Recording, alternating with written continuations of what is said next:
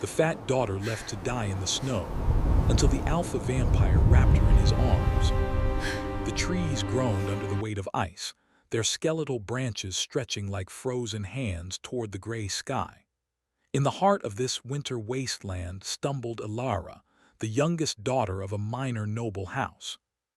She was small in stature, but her weight made every step through the snow feel impossible. Each breath came as a cloud in the frigid air, and her cheeks burned from the cold. Her journey had begun at dawn. Her stepmother's cruel laughter still echoed in her ears, the words echoing like frost in her chest. "You are a burden. You were never meant to belong here." Her siblings had joined in, throwing insults as they watched her stumble toward the forest edge, a place no child of the house had ever dared to wander. She had been left alone, abandoned to the mercy of the snow, to die quietly forgotten. Yet even as her limbs trembled and her heart ached, there was a spark of defiance in her chest.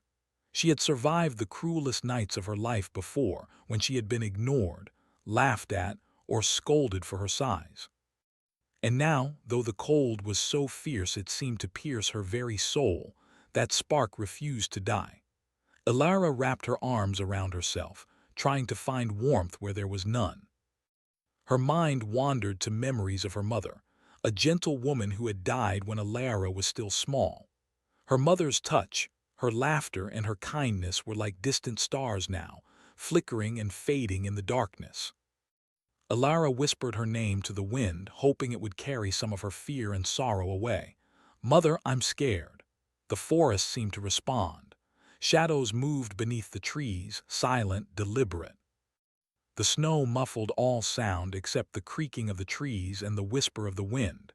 It was as if the forest itself was alive, watching, waiting. Ilara shivered and quickened her pace, hoping to find a path, a hint of shelter, anything that could protect her from the frozen night. Hours passed, though she could not tell. The sky had darkened, the sun long hidden behind a wall of clouds. Her feet sank deep into the snow, and her arms ached from holding herself upright. Hunger and thirst gnawed at her, but they were nothing compared to the cold that wrapped around her like chains. Each step became a struggle, and soon she could barely lift her legs. Her mind began to wander, drifting to thoughts she had never dared to speak aloud. She had always been told she was too heavy, too clumsy, too much. She had hidden herself in the corners of rooms, hoping no one would notice her. But out here, abandoned and alone, those words echoed with cruel truth. Too much, too weak, unworthy. Tears froze on her cheeks as she sank to her knees in the snow, her body shaking uncontrollably. Then she heard it, a sound unlike any other in the forest. It was soft at first, almost a whisper but unmistakable, a footstep deliberate, too heavy and measured to belong to a mere human. Ilara's heart leapt, and fear and curiosity battled within her. She wanted to run, but the snow held her fast. She could not see who approached, only the shadow moving between the trees, tall and impossibly straight. The figure emerged into the pale light of the snow. He was unlike anyone she had ever seen. His presence was commanding, yet silent, as if the forest itself had parted to let him through. His skin was pale, almost luminous in the gray light, and his eyes glowed faintly, like embers burning beneath a hearth. There was power in his every movement, a strength that made the trees themselves seem to bow in respect. Ilara could not speak, her mouth dry, her lips numb. The stranger knelt beside her, his gaze assessing, neither cruel nor kind. He reached out a hand, long and elegant, and touched her shoulder lightly. The contact sent a shiver through her, but it was not from the cold. It was something else, something deep, unexplainable, and strangely comforting. "You should not be out here," he said, his voice low and smooth, like the sound of water flowing over stones. "This snow does not forgive mistakes." Ilara tried to speak, to explain, to beg, but no words came. Her teeth chattered and her arms trembled. The figure studied her, and for a moment she thought he might simply turn and leave her to the cold. Then, without warning, he scooped her into his arms. She gasped at the strength she felt. the warmth that was almost impossible to believe, and for the first time that day, her body relaxed just a little. He carried her deeper into the forest, moving with a speed that seemed impossible for someone so large. The trees blurred past them, shadows stretching and twisting, but there was no fear in his stride. It was as if he belonged here, as if the winter itself yielded to his passage.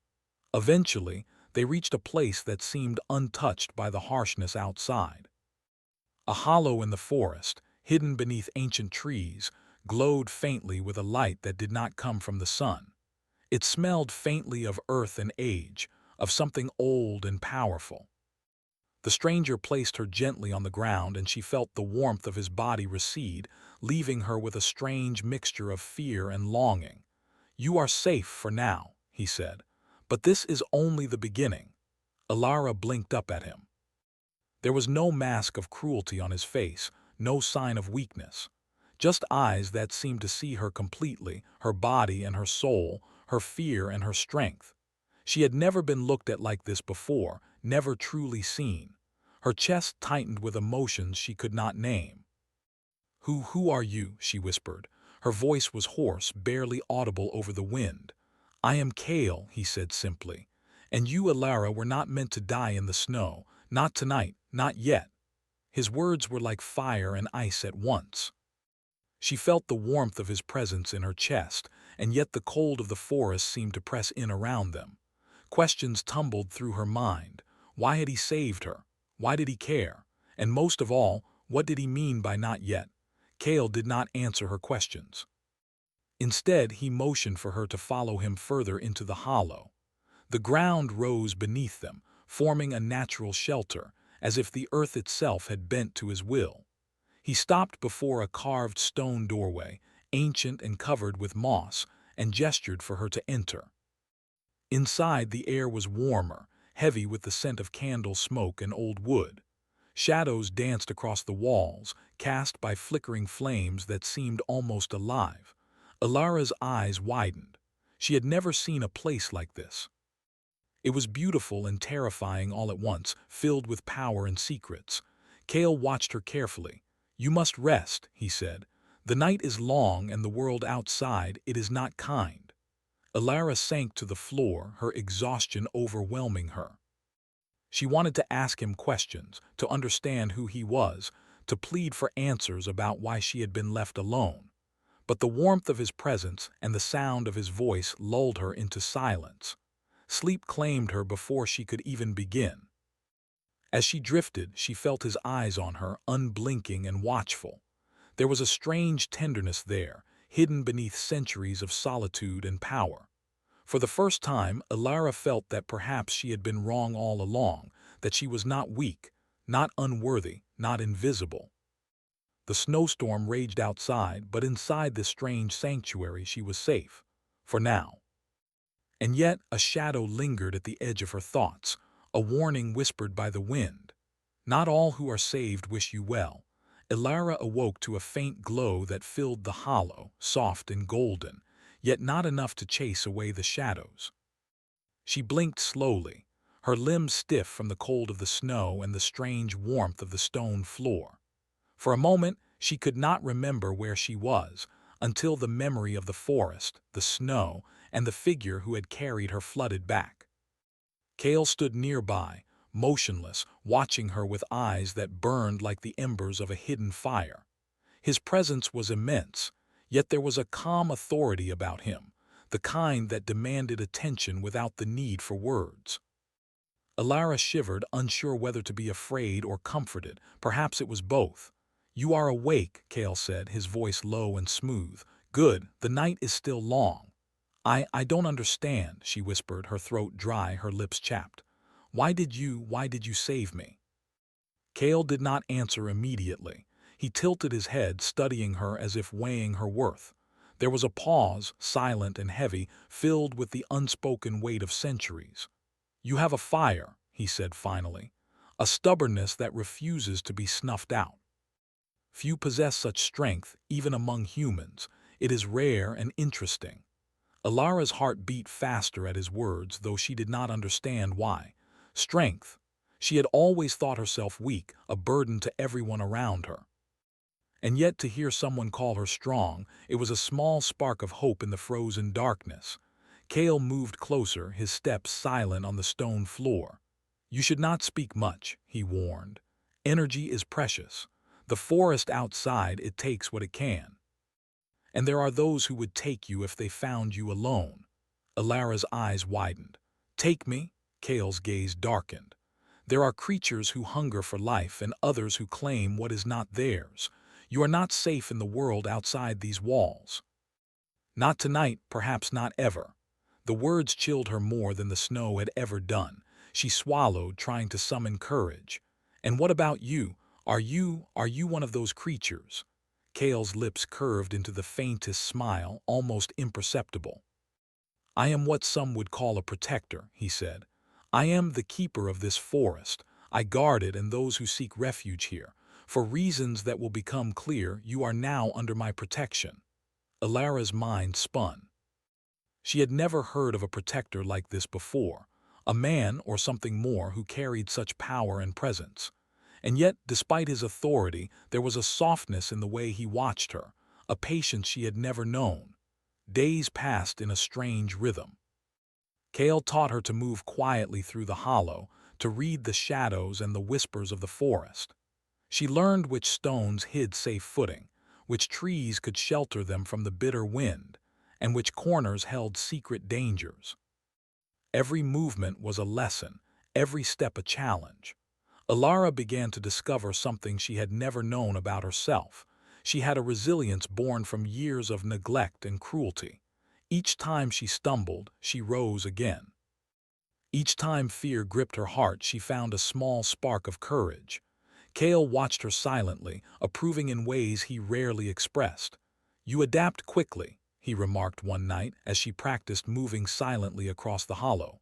"Most humans crumble under fear. You do not." "That is rare." Alara's cheeks flushed, partly from exertion, partly from the unexpected praise. I do what I must," she said softly. "I have no choice." Cale's gaze softened, almost imperceptibly, but there was a tension in the air, a quiet undercurrent neither of them acknowledged. It was not just survival that connected them. It was curiosity. It was recognition. Something unspoken grew between them, subtle but undeniable. One evening, as the hollow was bathed in the silver light of a full moon, Cale took her to a deeper chamber within his sanctuary. The walls were carved with ancient symbols, glowing faintly as if alive.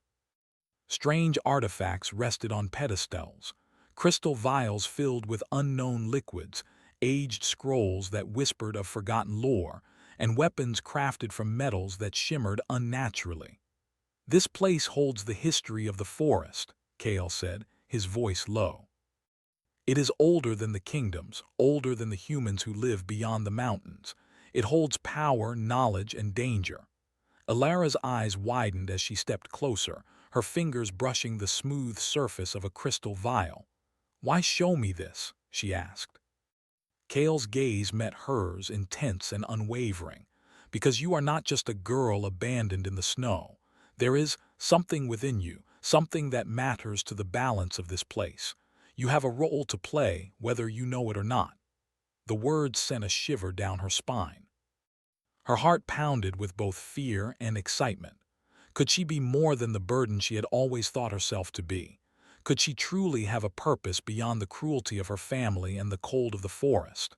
That night, sleep eluded her. She lay on the floor of the hollow, wrapped in furs Cale had provided, listening to the distant wind moan through the trees. Her mind replayed his words, and she felt a strange stirring inside her, a mixture of longing, curiosity, and an unfamiliar sense of hope. Cale did not leave her side. He watched over her, silent, unyielding, yet protective. When she finally drifted into a light sleep, she dreamed of snow and shadows, of a world where she was seen and valued, where she was not alone. And in the dream, Cale's hand reached for hers, warm and strong, guiding her through the darkness. The next day, Cale began to test her further. He led her to the edge of the forest, where the snow was thick and the shadows moved as if alive. Here he taught her to read signs in the snow, to hear the whispers of the trees, to sense danger before it arrived. "You have potential," he said, his voice calm but firm. "Not every human can endure what you have endured and still rise. You are stronger than you know." Alara felt pride and fear entwined within her. She wanted to believe him, wanted to trust the warmth she felt around him, but part of her remembered the cruelty of her past. She had been left to die once. Could she truly believe she would not be left again? As the days turned to nights, Alara began to notice changes within herself. She moved more easily through the shadows, her senses sharper, her courage bolder. She felt power stir in her chest, subtle and strange, as if the forest itself had touched her. Kale noticed, though he said nothing, merely watching, silent and unwavering. One evening, as the moonlight poured into the hollow, Kale approached her. He did not speak immediately, only watched her, his eyes glowing faintly. Alara felt her heart race. There was something in his gaze, something older than time itself, something that both terrified and drew her closer. "You have grown," he said at last, "faster than I anticipated." Alara looked down, unsure how to respond. She did not know whether to feel proud or frightened. I am trying," she said softly. Kale studied her, and for the first time she thought she saw a flicker of vulnerability in him, a brief shadow behind his eternal composure. "Trying is not enough," he said quietly, "but your heart is what matters. It is what will guide you when the darkness comes." Alara's chest tightened. Darkness. The word carried weight, a warning of threats beyond her understanding. Yet she felt no fear, not entirely. With Kale by her side, she felt a strange courage she had never known. And then a sound shattered the fragile peace. A rustle in the shadows, faint but deliberate, drew both their attention. Kale's body tensed, muscles coiled like a spring. His eyes narrowed, glowing brighter as he assessed the movement. Alara's heart raced. She had learned to trust him, but she did not understand what was coming. "What is it?" she whispered. "They have found us," Kale said, his voice low and dangerous. "You are not safe even here, not fully, and some things are relentless." Alara's fear surged, but she did not flee. She stood taller, the strength Kale had seen in her growing, responding to the threat. She could feel it in her chest, in her pulse, in her very soul, a spark of courage that refused to be extinguished. Kale moved beside her, close enough that she could feel his presence, strong and protective. "Stay close," he warned. "Whatever comes, you will need to trust me and yourself." The shadows shifted. Movement grew closer. Someone was coming toward them, silent, purposeful, dangerous. Alara's breath caught, but she did not run. She had survived snowstorms, cruelty, and fear. She would survive this. And then Kale's hand found hers, firm and unyielding, grounding her. "Do not be afraid," he murmured. "Not yet." The air thickened with tension. The unknown was coming. And Alara knew that her life, her destiny, and her heart were about to change forever. The figure at the edge of the hollow stepped closer, its movements deliberate, almost gliding over the snow-dusted ground. Alara's heart pounded in her chest, and she instinctively stepped closer to Kale, whose presence was like a wall of unyielding strength. The light from the hollow flickered across the intruder's face, revealing nothing but shadows and eyes that glimmered with intent. Kale's voice was calm but edged with steel. "You should not have come here." His words echoed through the chamber, carrying authority older than any human law. The intruder hesitated, and for a moment the forest seemed to hold its breath. Alara could feel the tension in the air, a living thing, twisting around her like the wind outside. Fear clawed at her, but beneath it was a strange excitement. She realized that, despite the danger, she was ready to face this with Kale. She had survived being abandoned in the snow. Surely she could survive this. The intruder moved faster now, and Kale shifted into a stance that was both protective and commanding. Shadows seemed to curl around his body, thickening the air with an unseen power. The figure stopped a few steps away, and Alara could see now that it was not entirely human. Its movements were too smooth, too calculated, and its eyes held a hunger for control that sent a chill down her spine. "You are far from the world you knew, little one," the intruder said, voice like ice scraping stone, "and yet here you are under his protection." The words dripped with both curiosity and malice. Kale's jaw tightened. "You will not touch her." His voice was calm, but the force behind it was unmistakable. It was not a threat, it was law. The intruder's lips curled, a smirk that made the shadows themselves seem colder. Alara's pulse raced. She had never seen Kale like this before, so fierce, so determined. And for the first time she understood the depth of the power he held. It was terrifying, yes, but also comforting. She realized that with him, she could face dangers she never would have imagined surviving alone.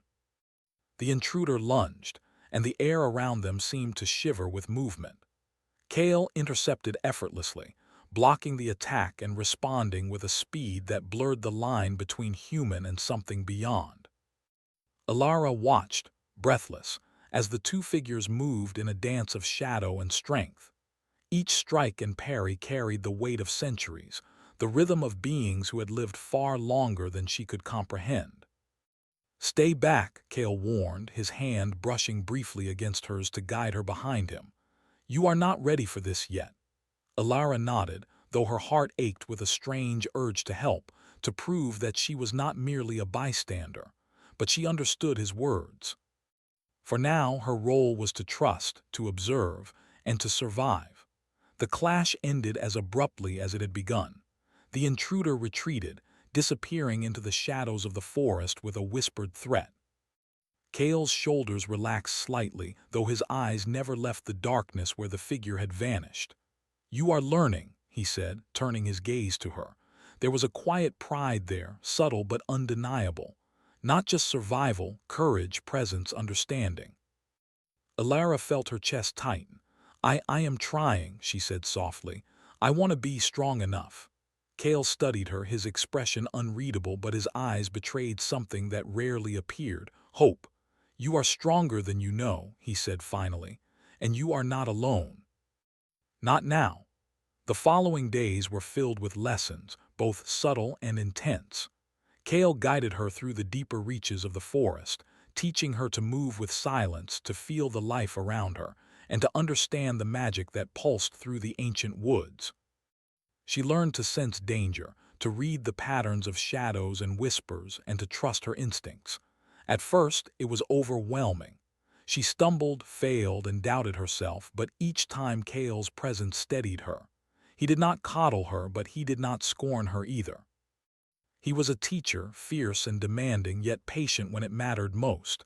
"You hesitate," he said one evening, his voice echoing softly across the hollow. "Do not fear what you can become. Fear only holds you back." Alara swallowed hard.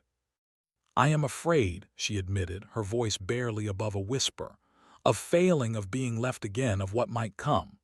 Kale's gaze softened, and for a brief moment his centuries of solitude seemed to fall away. "Fear is natural," he said. "It is not weakness. It is what you do with it that matters. Face it, and it loses its power over you." The words resonated deeply within her.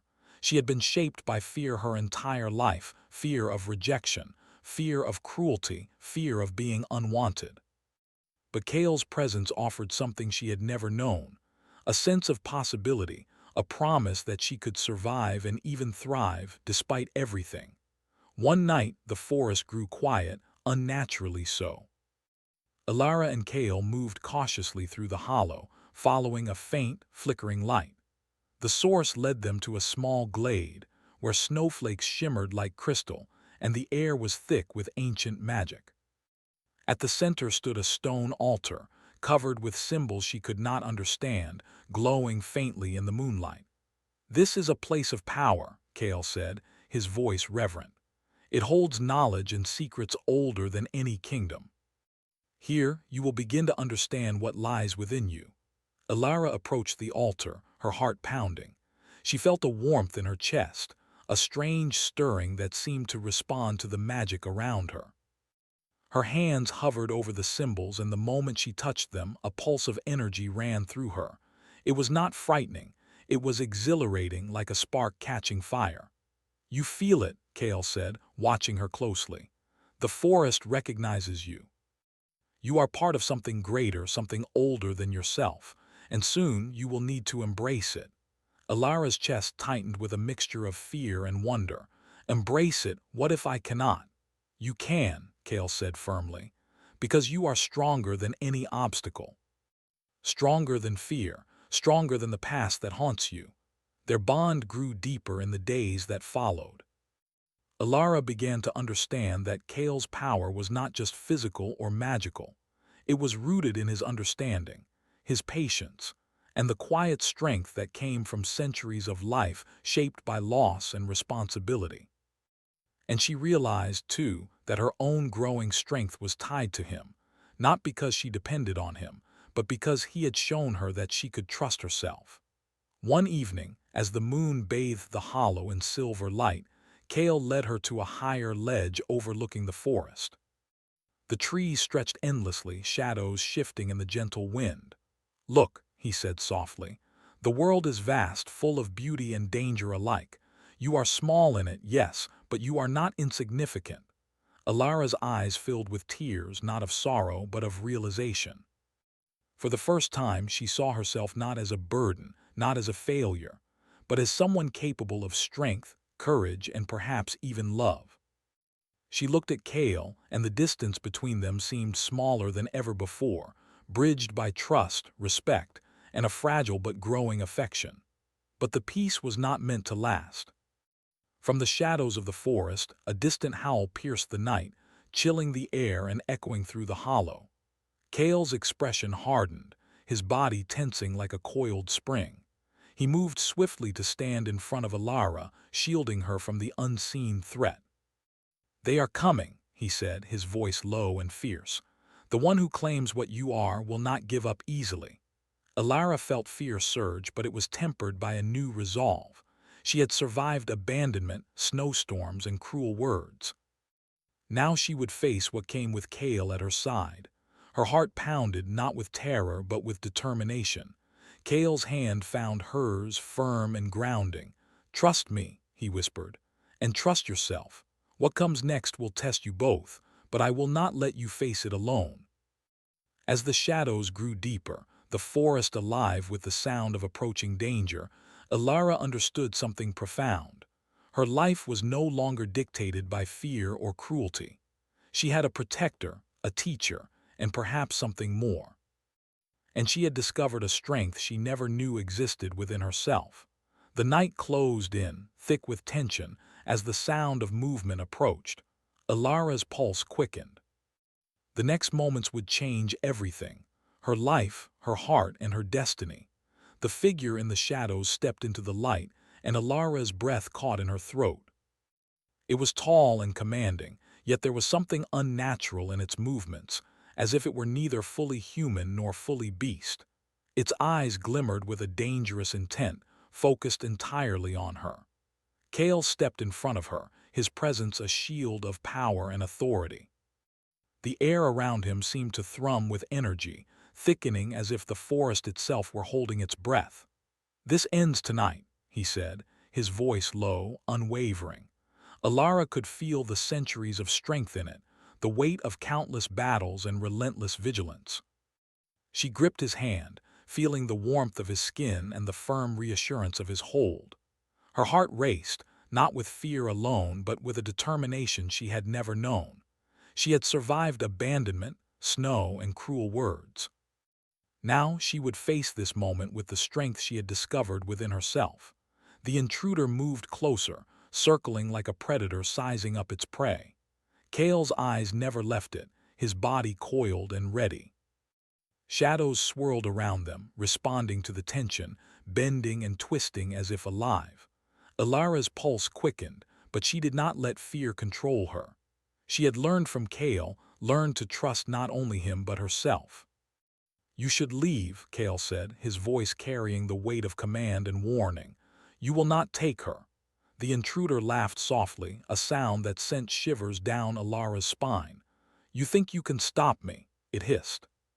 "You have protected her for centuries, yet she belongs to me by right, by blood, by the curse that binds her fate." Kale's jaw tightened. "No curse will claim her. Not while I breathe." His hand brushed against the hilt of a weapon at his side, and a faint glow erupted along the edge. The forest seemed to respond to his presence, ancient magic stirring in harmony with his will. Alara's chest tightened. She could feel the pull of the power around her, the energy of the forest, the magic that Kale commanded, and the stirrings within her own heart. Something deep and dormant awakened, a strength she had not yet fully understood. She raised her head, meeting the eyes of the intruder with newfound courage. "You will not harm me," she said, her voice steady, though it carried the weight of everything she had endured. "I will not be afraid." The intruder's eyes widened slightly, as if it had not expected her to speak with such resolve. Kale's gaze flicked to her, pride and surprise flickering in the depths of his eyes. "Good," he murmured. "Hold to that. It will guide you." The battle began swiftly. Shadows and energy clashed as Kale met the intruder with a force that seemed to bend the very air. Alara stayed close, her instincts sharp, her senses alive to the flow of magic and movement. She could feel the pulse of the forest, the energy that Kale had shown her how to perceive, and she realized that she could influence it as well. The intruder lunged again, but this time Alara stepped forward, raising her hands as instinct guided her. A surge of energy erupted from within her, subtle but powerful, and it pushed the intruder back. The creature stumbled, caught off guard by the human girl who had been abandoned in the snow, yet now wielded a strength it could not anticipate. Kale's eyes met hers, wide with approval. "Yes," he shouted, his voice carrying over the clash of shadows. "Do not hold back," Alara focused, channeling every ounce of courage, every memory of cold nights and cruel words into the force that flowed through her. The energy swirled around them, a protective barrier of light and shadow. The intruder recoiled, hissing in frustration, and Kale struck, his movements precise and swift. The figure faltered and then vanished into the shadows, leaving only a whisper behind. "This is not over." Alara collapsed to her knees, exhausted but exhilarated. Kale knelt beside her, placing a hand gently on her shoulder. "You did it," he said, his voice low and reverent. "You faced what most would flee from. You are stronger than you believe." Tears filled her eyes, not from fear or sorrow, but from a sense of triumph and self-realization. I thought I was nothing," she whispered. "I thought I was weak." Kale shook his head, his expression unreadable, yet his eyes were filled with warmth. "You were never nothing," he said. "You were merely waiting to discover who you truly are." Alara looked up at him, feeling a connection that went beyond fear or gratitude. There was trust, yes, but more than that. A bond forged in danger, in the cold, in the shared understanding of loneliness and longing. For the first time she felt seen, truly seen, for everything she was and everything she could become. They returned to the hollow, the forest around them quiet now, as if it, too, had acknowledged the end of the immediate danger.